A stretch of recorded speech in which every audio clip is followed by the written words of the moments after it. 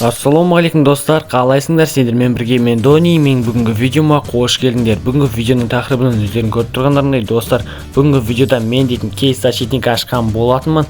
Бүгінгі видео өте қызықты болды достар. Кейс защитниканың ішіне не түскенін білгілерің келсе, осы видеоның соңына дейін қарап, обязательно арнаға тіркеліп, лайктарыңды басып, осы видеоға комментарий жазып кетіңдер достар. Мен барлық комментарияны оқып ответ беретін боламын. Достар, бізде мынандай екінші сюжетная линия шыққан болатын. Короче, мына BMW-мен біз кататься етіп жүреміз, ары бері дрифтовать етіп. Шторынды енді өздерің білесіңдер, бұрында гонщик болған, қазірде сол гонщик жасық жағын сағынып, сәл сол гонщикқа қайттан оралғысы келіп жүр дегендей. Тиманы шақыруға қазір Тиманың бөлмесіне келе жатырмын, сөйтсем бөлмесінде Тима жоқ екен. Ал енді нағыз паника басталды. Осы жерден бастап біз Тиманы іздейтін боламыз. Короче, бұл ивентте толықтай Тиманы құтқаратын боламыз. Мен бойғашадан бір қателік тапқан секілдімін достар. Оны сендер тапсаңдар, комментарийға бірден жазып кетіңдер. Ол дәл осы жерде қателік. Ал егер таппасаңдар, просто видеоны қарап отыра беріңдер. Оны қазір сендерге көрсететін боламын. Достар, мына BMW-ның номеріне жақсылап қарап алыңдар. Ол сендерге алдағы уақытта керек болады. Достар, ал енді мынаны қараңдар. BMW-ның номері жаңа ғана басқаша еді, ал қазір 777 2Х 777 деп тұр. Ал достар, мен уже ивентті толығымен бітірдім. Екінші сюжетный линияны мына екеуі өз вайбымен кетіп бара жатыр.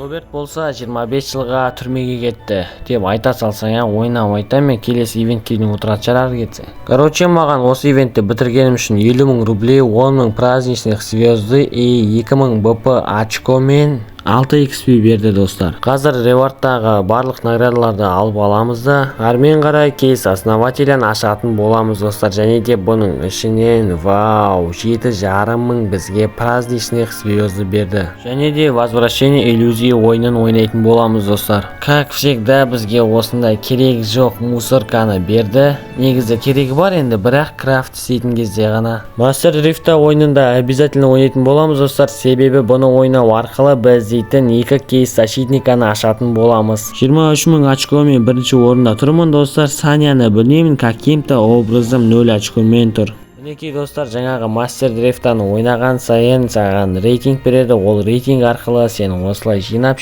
кейс защитниканы ала аласың. Достар, менде кейс бомжа мен ежедневный кейстер жиналып қалыпты. Қазір осының барлығын ашып тастайтын боламыз. Мына ежедневный кейстен бізге 300 БП XP түсті.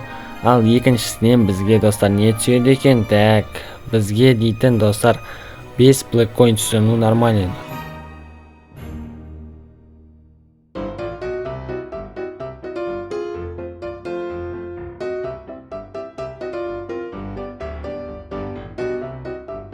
Мен мына терді ойнап рекорд қоюдан мүлде жалығар емеспін достар. Алдында 214 па қанша сондай рекорд қойған болатмын, ал қазір 244 очко достар. Мен елкодан 48-ші уровень болдым, және де ол үшін маған 1000 БП XP берді. Бұл бізге блэк пасты өту үшін көмектесетін болады. Достар, мен қазір инструкция конек защитниканы сатып алайын деп жатырмын, себебі бұлар маған ертең крафтқа керек болады. Железаны да ұмытпаймыз, ертең маған бұлар да керек болады. Қазір ревардта мына стандартный кейсті алып ашып тастайтын боламыз достар. Бұның ішіне бізге не түседі екен?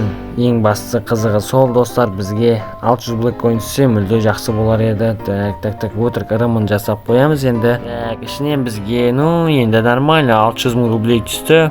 Так, осымен қосқанда бізде балик достар қазір 927 000 рублей болды. Короче, достар, бір продукты ұстап алдым 80 000-ға, ал қазір болса Рамадан деп кетіп барасың ғой, короче. Сөйтіп барып қадалып қалғаным бола ма? Йо-майо. Барлығы әрине өзімнің кінәм достар. Жолды осылайынан қысқартамын деп суға түсіп кетіп админнен көмек сұраған болатынмын. Ал ол админ тұрды да мені просто так вокзалға тпо жасап жіберді. Ал енді мына секундомерді қараңдар, осы секунд біткен кезде қазір менің газелім жоқ болып кететін болады достар. Вот уже газель де жоқ, заказ да жоқ, короче, дымсыз қалдық енді. Ал достар, көптен күткен сәт мен мына елкада 50-ші левелге жеткен болатмын, және де бұл жерде бізге кейс защитника береді достар. Осы қазір кейс защитниканы ашатын боламыз, және де оның ішінен не түсгені қызықты болса, алдын ала видеоға лайк басып арнаға жазылып алыңдар, және де комментарий жазуды да ұмытпаңдар достар. Қазір кейс защитниканы ашатын боламыз. Ішінен енді барынша Black Coin түссе екен деп тілейміз. Ал достар, ішінен бізге не түседі екен? Так. Опана, көк тачка. И бізде мынау достар BMW M5 iPhone. Бұл дейтін бізге госқа сливать етудің өзі 2.550.000 рублей. Біз уже окуптамыз. Рекорд қоюдан ешқандай да жалығып жатқан жоқпын достар. Осы қазірдің өзінде рекорд қойып тастадым достар. Мына Lord Grozny дейтінге ұят болып қалды ғой, 23 очкомен. Достар, осы жаңа ғана возвращение иллюзия ойынын ойнап болдым, және де маған мына жерде 100.000 рублей берді. Ну, нормально енді, анау 5 энергияға қарағанда. Ал достар, мен календарда толығымен өттім, және де мына 6 адам отыратын көлікті де алдым достар. Опана, Volkswagen T2 дейді бізде. Қазір госқа қаншаға сливать етуге болатынын көретін боламыз. Ал мінекей достар, мен мына машинаны уже Батырево вокзалдан шығардым спавнан, және де мына машинаның бізде гос стоимасы 2.700.000 рублей екен достар. Ойлаңдаршы, мынау календардағы ең қымбат машина ғой. Потологын қойып тұрған ше дәл қазір. Госқа сливать етуде бізде сол баға достар 2.700.000 рублей. Бұны бірақ госқа сливать етпей 3 миллионға кәдімгі адамдарға сатып жіберсек те болады. Менің қолымда достар дәл қазір 1.400.000 рублей тұр. Жаттап алыңдар просто достар. Мен мына машинаны алмай жатып уже сатып жатырмын достар. Ойласаңдар, қараңдар, жазға обмен жасап жатырмын. Доплатасы 3.200.000 рублей. Ол маған төлейді достар, қараңдар. Иба, четко 500.000 рублей на месте тұрып істеп ағасың, короче. Біз обменді әбәдемі жасадық достар. Қазір менде байлық енді 4.659.000 рублей. Достардан қараңдар, мына BMW M5 iPhone-ның госқа сливать ету бағасы 2.550.000 рублей. И мен бұны дәл қазір 3.300.000 рублейге сатып жатырмын достар. Ойлаңдаршы, мына жерде де қандай окуп жатыр. Бұның номерный знагі жоқ, спорт прошивкасы, короче, дымсыз кәдімгі сток күйінше кетті, багажында да ешқандай зат жоқ достар. Қазір достар 7 ежедневный кейс ашатын боламын, әрине X3-мен.